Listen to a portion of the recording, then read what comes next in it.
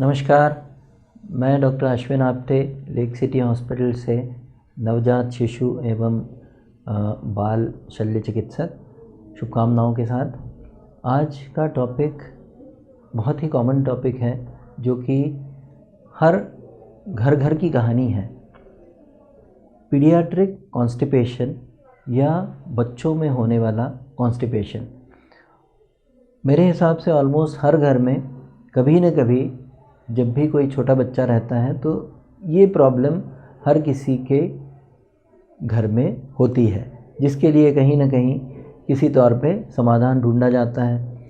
ज़्यादातर घरेलू नुस्खे, घर की दादी नानी के नुस्खे जो हैं वो बच्चों पे आजमाए जाते हैं और जब उनसे सुधार नहीं होता तो फिर डॉक्टरी तौर पे परामर्श लेना एक मजबूरी सा हो जाता है।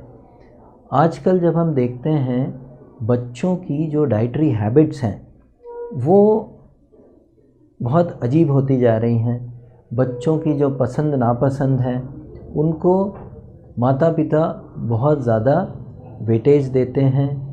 बच्चों को जो चीज़ें पसंद आती हैं वो डॉक्टरी तौर पे अक्सर मना कर दी जाती हैं और ऐसे में बच्चों का और माता पिता का और डॉक्टरों का एक बड़ा अजीब सा संबंध हो जाता है कि डॉक्टरों के पास जाने से ये चीज़ें मना हो जाती हैं, बच्चे तो वही पसंद करते हैं।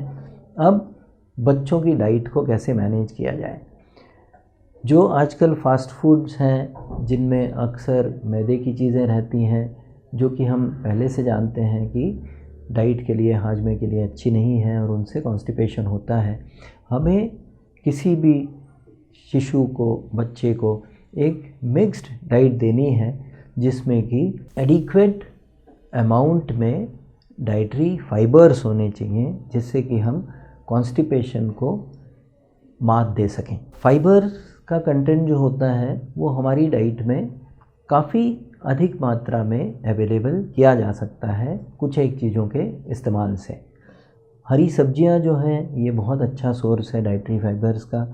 पालक मेथी हो गई, लाल पत्ते की भाजी होती है, मूली के पत्ते, चने के पत्ते, ये जो सारी हरी सब्जियां हैं ये बच्चे के लिए किसी भी फॉर्म में इस्तेमाल की जा सकती हैं। बच्चों को सूप बना के दिया जा सकता है, भजिए बना के दिए जा सकते हैं, पराठे में इस्तेमाल किया जा सकता है।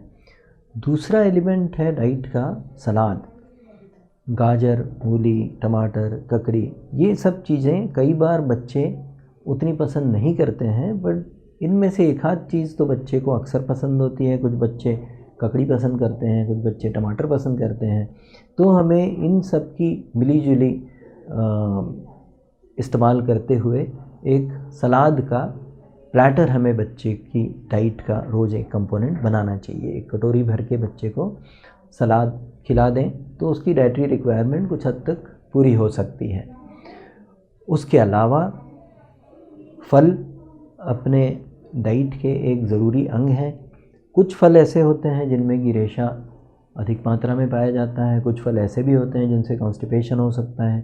केला अक्सर जो कि स्टूल बाइंडिंग एजेंट है, जो कि हम बच्चों को दस्त के दौरान इस्तेमाल करते हैं, वो स्टूल को बाइंड करता है और कुछ बच्चों में कॉन्स्टिपेशन केले के खाने के बाद में देखा गया है। इसलिए डॉक्टरी तौर पे हम लोग केला अक्सर मना करते हैं। बाकी फलों में पपीता है, अमरूद है, एप्पल, चीकू, संतरे, मौसम्बी की फाक खिलाना, सिर्फ फ्रूट्स का जूस देना बच्चे के लिए बहुत ज़्यादा हेल्पफुल नहीं है क्योंकि उसमें फ़ाइबर कंटेंट बच्चे को नहीं जा पाता।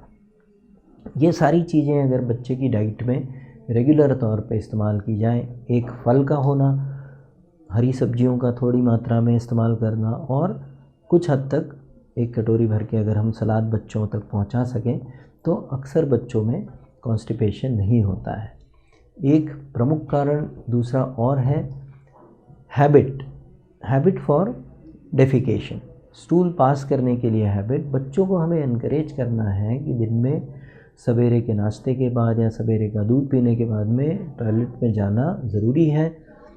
डॉक्टरी तौर पे कई बार हम लोग एडवाइस करते हैं कि बच्चे को 2 बार टॉयलेट में भेजें, एक बार मॉर्निंग टाइम में, एक बार इवनिंग टाइम में। अगर 24 घंटे में बच्चा एक बार मोशन कर लेता है तो उतना कॉन्स्टिपेशन बच्चे को नहीं होता है, और बाय हैबिट बच्चा अगर रोज़ मोशन कर ले रहा है तो हार्डली उसे कभी आगे चल के कॉन्स्टिपेशन होता है। कुछ बच्चों में जो कॉन्स्टिपेशन होता है वो पैथोलॉजिकल होता है। जैसे कई बार बच्चों में अगर हार्ड मोशन हो रहा है जिसकी वजह से टट्टी के रास्ते में घाव हो जाता है, जिसे हम लोग म्यूकोसल इंजरी बोलते हैं। जब ये लंबे समय तक हो जाती है तो ये एनल फिशर कहलाती है। अगर इस तरह की इंजरी बच्चे को हार्ड मोशन पास करने की वजह से हो रही है तो बच्चा दर्द की वजह से मोशन नहीं करता है, और जब मोशन करने से बच्चा रुकता है तो जो मोशन का हिस्सा आंत के अंदर रुक जाता है, आंत उसमें से पानी को सोख लेती है और मोशन और हार्ड होता जाता है। एक दिन के गैप पे बाद में अपन नोटिस करेंगे कि मोशन का हिस्सा शुरुआती बहुत हार्ड हो जाता है। सिमिलरली अगर 2 दिन का गैप हो जाए तो बच्चे को पेन होता है और वो सब्सीक्वेंटली मोशन रोकता जाता है, जो कि एक साइकिल बन जाता है। मोशन रोकने की वजह से हार्ड हो रहा है, हार्ड मोशन पास करने में डिफ़िकल्टी और पेन हो रहा है, इसलिए बच्चा मोशन नहीं करता है। ये साइकिल जब तक हम लोग ब्रेक नहीं करते हैं तब तक कॉन्स्टिपेशन का इलाज, फिशर का इलाज, एक्सकोरिएशन का इलाज संभव नहीं है। इसके लिए प्राइमरीली बच्चों की डाइट को इम्प्रूव करना और हैबिट को इम्प्रूव करना ये बेसिक चीज़ है जिससे कि हम कॉन्स्टिपेशन से बच सकते हैं। कुछ बच्चों में आंत के अंदर नसों की कमी होने की वजह से मोशन पास करने में परेशानी होती है। इन बच्चों में एक बीमारी होती है जिसे हम हर्शस्प्रंग्स डिसीज़ बोलते हैं, जिसमें कि नसों का कम होना और गैंग्लियन सेल्स का कम होना पाया जाता है। इन बच्चों में अक्सर अगर हम नवजात शिशु के डिलीवरी के समय की हिस्ट्री को ट्रेस करें तो कई बार इन बच्चों में पहली बार जो मोशन होना चाहिए 24 घंटे के अंदर वो लेट होता है। अगर 24 घंटे के बाद में किसी बच्चे को मोशन हो रहा है तो इन बच्चों में आगे चल के कॉन्स्टिपेशन होने की आशंका बहुत अधिक रहती है। इन बच्चों में हम अक्सर देखते हैं कि समय के साथ में दवाइयों के साथ में डाइट इम्प्रूव करने के बाद में मोशन होते रहते हैं। जैसे ही दवाइयाँ बंद होती हैं फिर से कॉन्स्टिपेशन बढ़ता जाता है, और अक्सर जैसे जैसे मोशन आंत में रुकता जाता है पेट फूलने की शिकायत, आंत डायलेट होने की शिकायत होती जाती है। अक्सर इन बच्चों को हम देखते हैं कि जिनमें क्रॉनिक कॉन्स्टिपेशन हो गया है, लंबे समय से कब्जी है या फिर हर्शस्प्रंग्स डिसीज़ है, उन बच्चों में पेट धीरे धीरे फूलता है। ओवरऑल अगर बच्चे का न्यूट्रिशन देखें तो बच्चे के हाथ पैर दुबले रहते हैं और पेट बहुत फूला हुआ रहता है। इन बच्चों को जांचें करके जब हम निर्णय पर पहुंचते हैं कि इनको तो आंत में नसों की कमी है या इनकी आंत में नसें हैं ही नहीं, तो इन बच्चों को फिर ऑपरेशन के द्वारा सुधार किया जाता है। ज़्यादातर बच्चों में जिनमें कॉन्स्टिपेशन होता है उनमें डाइटरी और डेफिकेशन की हैबिट्स ही रिस्पॉन्सिबल होती हैं। तो हमारे बच्चों को स्वस्थ रखने के लिए जिस तरीके से मैंने सलाह दी है, डाइट का ध्यान दें और एडिक्वेट अमाउंट्स में बच्चे को लिक्विड्स या फ्लूइड्स डेली तौर पे देना बहुत आवश्यक है, क्योंकि अपने शरीर में पानी की आवश्यकता हर प्रक्रिया के लिए ज़रूरी है। जो बच्चे कम पानी पीते हैं अक्सर उनमें कॉन्स्टिपेशन देखने को मिलता है। तो हरी सब्जियां, green leafy vegetables, salad and fruits with plenty of liquids that forms the key to avoid constipation।